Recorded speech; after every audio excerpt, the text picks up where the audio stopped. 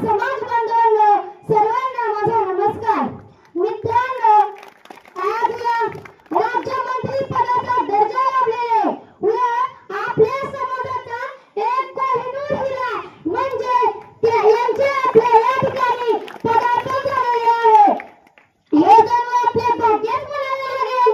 मित्रांनो, आकाशात तळाला घेणाऱ्या पक्षाला पंख असावे लागतात. मनमोहक वातावरणासाठी फुलाला सुगंध असावा लागतो. आकाशात तळाला घेणाऱ्या पक्षाला पंख असावे लागतात. मनमोहक वातावरणासाठी फुलाला सुगंध असावा लागतो. आणि आपल्या समाजाला योग्य दिशा देणारा एक कर्तृत्ववान हिरा जन्माला लागतो. एक कर्तृत्ववान हिरा जन्माला लागतो. आणि तो हिरा म्हणजे लोकनेते माननीय श्री दौलतनाना शितोळे साहेब हे आहेत. मित्रांनो, छत्रपती शिवरायांचा व आदरणीय राजे उमाजी नायकांच्या विचारांचा वारसा पुढे चालवण्याचे काम नानांच्या रूपातून होत आहे.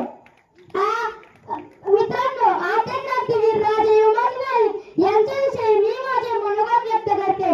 हवा वेगाने नव्हती, हव्यापेक्षाही त्यांचा वेग होता. हवा वेगाने नव्हती, हव्यापेक्षाही त्यांचा वेग होता. अन्यायाविरुद्ध लढण्याचा त्यांचा एक निराळा होता. अन्यायाविरुद्ध लढण्याचा त्यांचा एक इरादा होता. त्यांचा एक इरादा होता. असा दादोजींचा लेख उमाजी लाखात एक नाही तर जगात एक होता. जगात एक होता. जगात एक होता.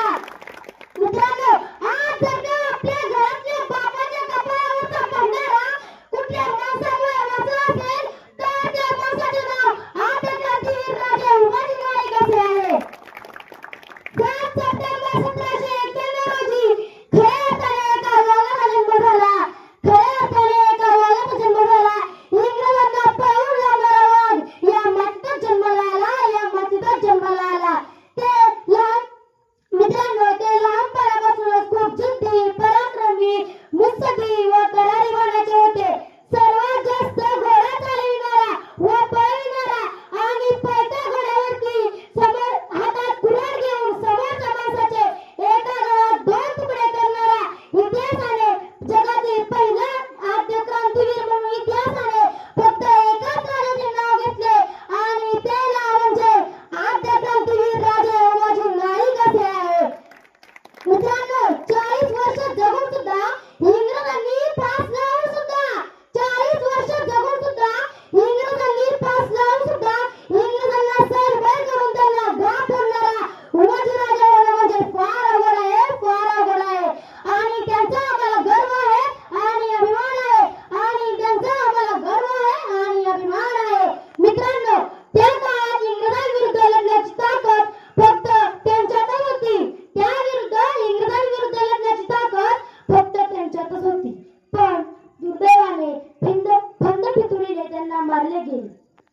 महाराष्ट्राच्या मातीची उंची मस्तकापर्यंत वाढवणारा एक युगांतर घडून इतिहासाचे पार झालेला, महाराष्ट्राच्या माणसात मिसळलेला, महाराष्ट्राच्या संस्कृतीशी एक रूप झालेला, सह्याद्रीच्या वरून स्वार होऊन हिमालयाच्या दक्षिणात लागला हा तेजस्वी तारा 3 फेब्रुवारी 1832 रोजी निखळला गेला.